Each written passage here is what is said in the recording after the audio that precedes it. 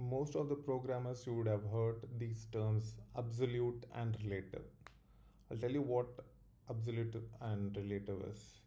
Now, absolute is basically the complete URL or the complete path. Now, if you see, I'm actually inside the hello world folder. So, this is the hello world folder. Now, this is the hard disk.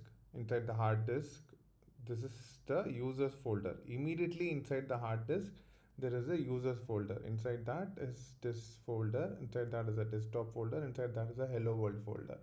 So the complete path would be, this would be the complete path.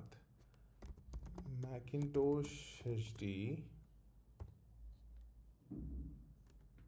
So this is a complete path. So this complete path is what is called as absolute path. Okay, now if I am referring to this file, now if I need to refer to this file, I can refer to this file in two ways. One is this complete path, which is basically the absolute path. So it starts right from the root of your hard disk drive. So let me copy this. Now this is the absolute path. When you see browsers, see in a browser you have something called a absolute path. Basically this page, this URL starts from here. See, from the HTTPS www. All this information included right from the beginning of the site, HTTPS, the site's name, and whatever folder if it has. So all that along with that is the absolute path. Now we'll see what a relative path is. Now I have a sample.html.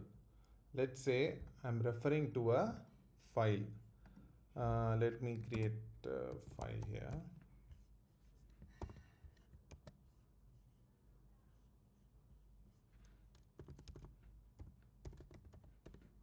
Okay, let me say there is some content here. Now to access this content, first of all, I should point to test.html. However, I'm not going to go through the syntax now because you might be working on Java or whatever, but the concept is the same. How you would point to the other file would be something here, like you would be pointing, saying like href or source equal to something, like say you would say for this you would just say test.html. Now just forget about that, and this just say at some part you are saying src equal to test.html. This is not the complete syntax. A complete syntax would be like a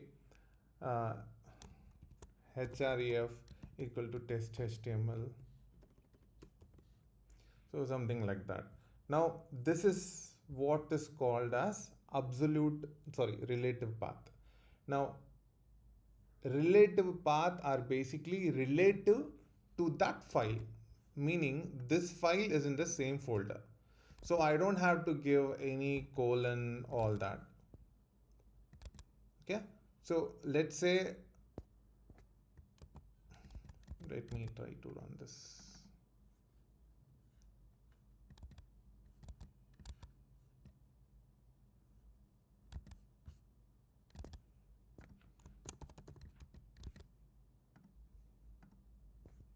See, when I clicked on this, it is opened. Okay, let's say this folder, inside a folder called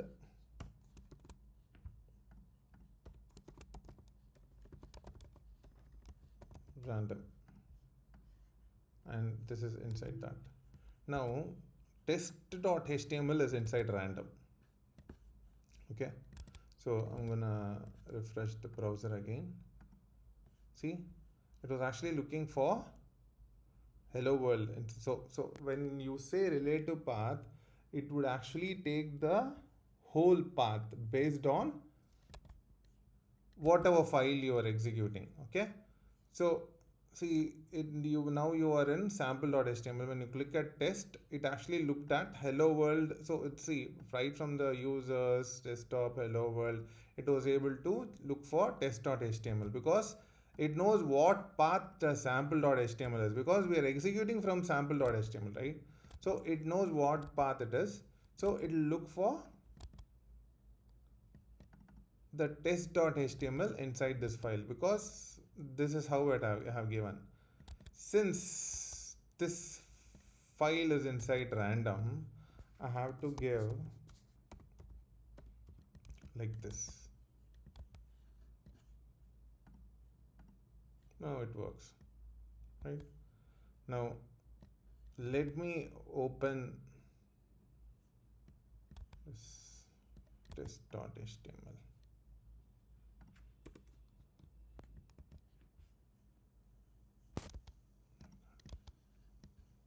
Just create it because I gave a save.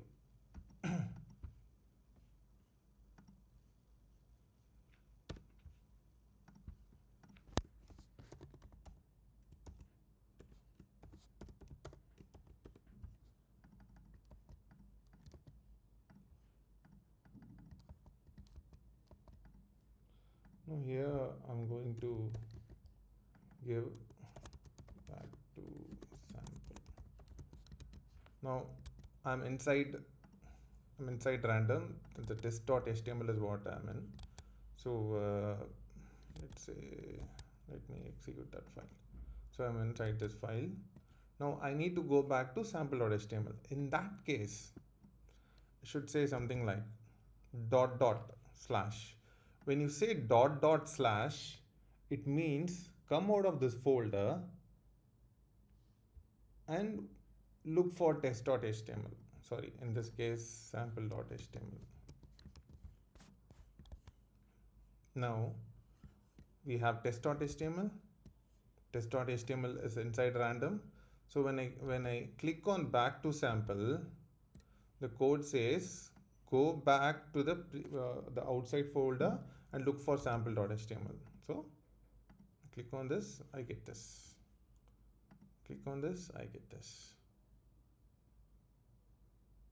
So when I say relative, you have same folder, like when this test.html and the sample.html were in the same folder, and there is a way that inside when you were looking for sample.html,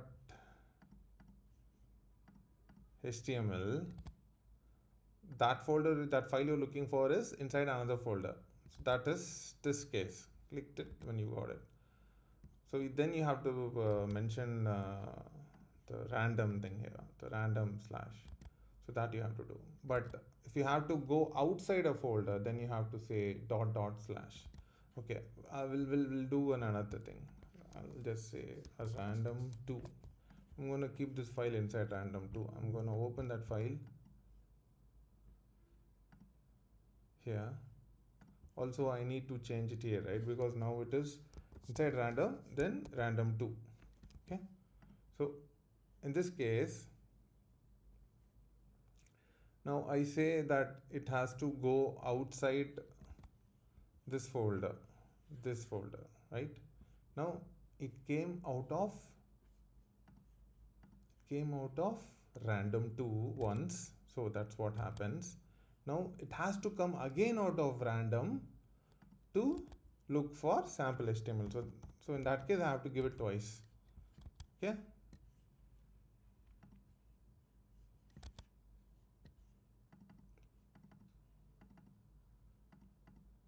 So it has to come out once and twice. So that's why I've given this 2 times, double dot. Okay. Now let's say